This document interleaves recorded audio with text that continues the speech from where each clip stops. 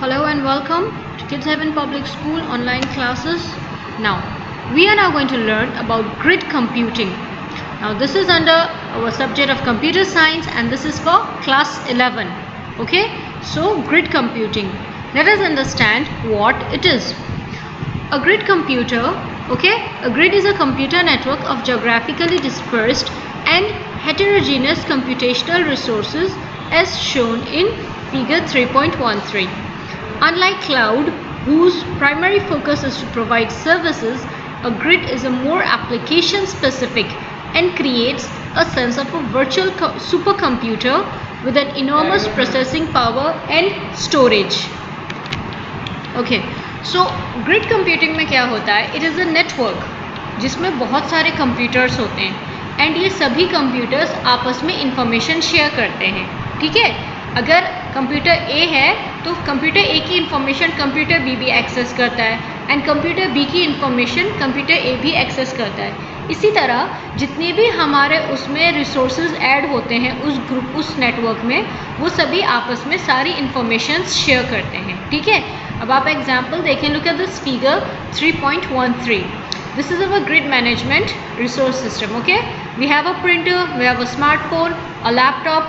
This is our memory, that is the storage devices. We have another laptop, another smartphone, our server, and then our storage. Okay, so all these resources share their information, share their facilities, their services. एक printer है, ये smartphone, laptop, इस वाले को भी, यहाँ भी, जितने भी आपके इसमें डिवाइसेस हैं जिनको एक प्रिंट आउट देना है, ये प्रिंटर सभी से शेयर हुआ है. ठीक है, इसी तरह इस वाले लैपटॉप की जितनी भी इंफॉर्मेशन है वो ये लैपटॉप, ये डिवाइस, ये एंड ये सर्वर सभी एक्सेस कर सकते हैं. ठीक है, सो एक तरह से एक सुपर कंप्यूटर का हमने एक large processing power and storage system बनाया है. प्रोसेसिंग पावर एंड स्टोरेज क्या होता है? दिस मीन्स कि अगर हमें कोई टास्क दिया जाता है, देखो नॉर्मली ग्रिड कंप्यूटिंग में जो वर्क होता है वो छोटा वर्क नहीं होता, वो लार्ज स्केल में वर्क होता है. ठीक है, उसमें प्रोसेसिंग स्पीड एंड पावर बहुत इंपॉर्टेंट फीचर्स होते हैं. सो वर्क ताकि स्पीडी हो, मतलब जल्दी वर्क पूरा हो जाए एंड एक्यूरेटली हो, इसीलिए ये सभी जो रिसोर्सेज हैं ये आपस में शेयर करते हैं. एक वर्क को उसको एनालाइज करते हैं, मतलब उसे ब्रेक डाउन करते हैं, उसको धीरे धीरे तो करते हैं लेकिन together they still work together in a team. And जो ये अलग अलग इसमें रिसोर्सेज हैं इनको हम सभी को नोड्स बोलते हैं. ठीक है, look at it here. The constituent resources are called nodes.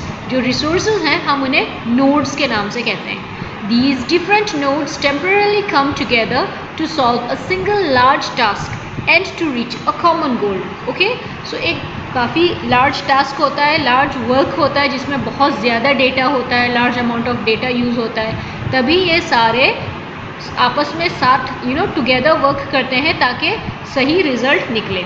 ठीक है, एंड फॉर एग्जांपल जो हमारा वेदर फोरकास्टिंग होता है, आप देखिए अलग अलग कंट्रीज़ का फोरकास्ट हम बताते हैं. जब आप न्यूज़ देखते हैं तो आप ऑब्ज़र्व करना, हर कंट्री में, कंट्री के अंदर टाउन्स में, फिर उनके जो वेदर्स होते हैं वो विंड हो, रेन हो, क्लाउड हो, सन हो, यहाँ तक कि ठंडा या गर्म, ये बहुत लार्ज डेटा होता है. ठीक है, सो इसे एनालाइज करने के लिए ये सारे यूज़र्स जो हैं इस ग्रिड कंप्यूटिंग में अपने सोर्सेज एंड रिसोर्सेज शेयर करते हैं ताकि वो टास्क कंप्लीट हो जाए perfectly.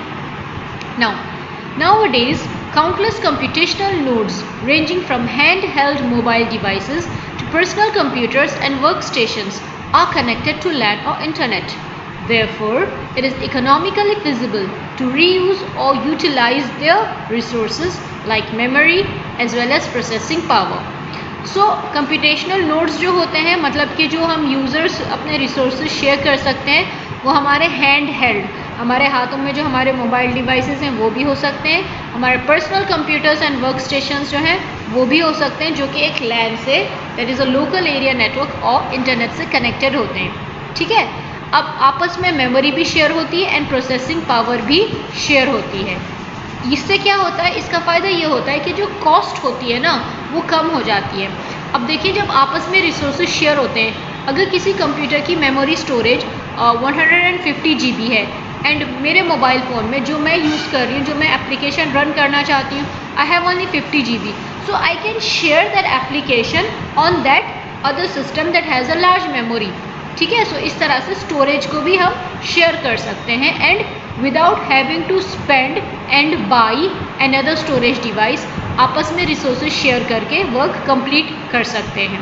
Okay, now grid can be of two types.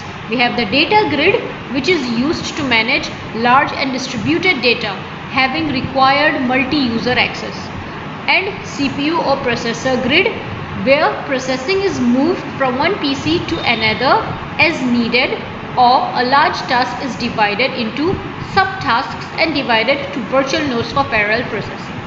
अब ग्रिड में क्या है, ग्रिड दो टाइप के होते हैं। पहला है डेटा ग्रिड। ठीक है, you all know what is data. अब इसमें क्या होता है कि जो हमारा डेटा होता है, जो लार्ज अमाउंट में होता है, उसको मैनेज करने के लिए काफ़ी सारे यूज़र्स होते हैं, that is multi user access. सभी उसको एक्सेस करके उसे जल्दी एनालाइज करके वो टास्क कंप्लीट करते हैं। लेकिन जो CPU और प्रोसेसर ग्रिड, ये दूसरे टाइप का ग्रिड होता है जो प्रोसेसर होता है। ओके, इसमें क्या होता है कि जो डेटा होता है वो एक PC से दूसरे PC में मूव किया जाता है। इससे क्या होता है कि एक टास्क को हम अलग अलग सेक्शंस में ब्रेक डाउन करते हैं ताकि जल्दी कंप्लीट हो जाता है। एक फाइल मिलती है हमें जिसमें 5000 रिकॉर्ड्स होते हैं। अब एक सिस्टम अगर उसे पूरा करेगा तो वो टाइम लगाएगा, ठीक है, एंड मेमोरी स्पेस भी बहुत ज़्यादा यूज़ होगी। तो क्या करेंगे, उस 5000 रिकॉर्ड्स को हम 5 सिस्टम्स में डिस्ट्रीब्यूट कर देंगे। So each system will have 1000 records to analyse. इस तरह से देखिए मेमोरी शेयर हो गई, कॉस्ट भी शेयर हो चुकी है एंड टाइम भी हम जल्दी यूटिलाइज करेंगे, जल्दी पूरा होगा, टास्क भी कंप्लीट हो जाएगा। अगर एक सिस्टम 5000 रिकॉर्ड्स को एनालाइज करता है तो उसमें एरर भी होने के चांसेस होते हैं। लेकिन अगर डिस्ट्रीब्यूट कर दिया हमने एंड सभी सिस्टम्स 1000 रिकॉर्ड्स को एनालाइज कर लेते हैं, मतलब कि प्रोसेस कर लेते हैं, वर्क भी जल्दी हो जाएगा एंड उसमें एक एरर फ्री वर्क भी हमें मिलेगा। सो इसलिए CPU प्रोसेसर ग्रिड में, ठीक है, processing is move from one PC to another. Now grid computing is different from IaaS cloud service. अब हमने पढ़ा था इंफ्रास्ट्रक्चर, ठीक है, जो इंफ्रास्ट्रक्चर वाला सर्विसेज होती है उसमें क्या होता है, infrastructure as a service. Grid computing उससे डिफरेंट इसलिए है क्योंकि in case of IaaS cloud service, there is a service provider who rents the required infrastructure to the users, whereas in grid computing, multiple computing nodes just join together to solve a common computational problem. IaaS services जो होती है ना cloud वाली, remember we need our internet connection and we are going to use the infrastructures on rent. लेकिन जो grid computing है, we don't even need all this. इसमें क्या होता है कि जो सब यूज़र्स होते हैं जिन्हें हम नोड्स कहते हैं, ये सभी जो है जितने भी हमारे यूज़र्स होते हैं, what we do is we share our resources and we complete the problem. Okay, now to set up a grid by connecting numerous nodes in terms of data as well as CPU, a middleware is required to implement the distributed processor architecture. The Globus Toolkit, http toolkit.globus.org toolkit, is one such software toolkit used for building grids, and it is open source. It includes software for security, resource management, data management, communication, fault detection. Okay? अब grid को, अगर हमें grid का एक computer network start करना है, उसके लिए सबसे पहले हमें नोड्स चाहिए। ठीक है, नोड्स जो हमारी कंप्यूटेशनल डिवाइसेस होती हैं उन्हें हम नोड्स कहते हैं। सो इसमें क्या होता है, इसमें CPU भी यूज़ होता है, सर्वर भी यूज़ होगा, एक मिडिलवेयर भी यूज़ होगा जो कि एक आर्किटेक्चर की तरह यूज़ किया जाएगा। आर्किटेक्चर के लिए हमारे पास फॉर एग्जांपल ये एक साइट है toolkit.globus.org। ठीक है, ये एक ऐसा सॉफ्टवेयर है जिसमें हम ग्रिड्स बना सकते हैं। इट इज़ ओपन सोर्स, मतलब it is accessible to everybody, multiple users can make use of it. इस सॉफ्टवेयर में सिक्योरिटी भी होती है, मतलब हमारा डेटा सिक्योर्ड है, रिसोर्स मैनेजमेंट एंड हमारा डेटा जो है किस तरह से वो मैनेज किया जाएगा, स्टोर किया जाएगा, ये सभी फैसिलिटीज़ इसमें अवेलेबल हैं पहले ही इस सॉफ्टवेयर में। कम्युनिकेशन, फॉल्ट डिटेक्शन, अगर कोई एरर होता है तो वो भी ईजिली डिटेक्ट किया जाता है। So grid computing basically, let me tell you once more. It is a computer network in which each computer resource are shared with every other computer. Okay? If we have 10 computers, सभी एक दूसरे के साथ अपनी information share कर रहे हैं. वो क्यों करते हैं? ताकि प्रोसेसिंग पावर ज़्यादा हो जाए and memory and data storage भी शेयर किया जाता है. इसमें सर्वर्स की कोई ज़रूरत नहीं होती है, क्योंकि जो सेंट्रल नोड होता है वो सिर्फ कंट्रोल करता है, वो प्रोसेसिंग नहीं करता. ठीक है? एंड ग्रिड कंप्यूटिंग कहाँ के लिए यूज़ होता है? It is used for analysing data in terms of large amount of data. Example I gave you, the weather forecast modeling. I hope that's clear now. Thank you.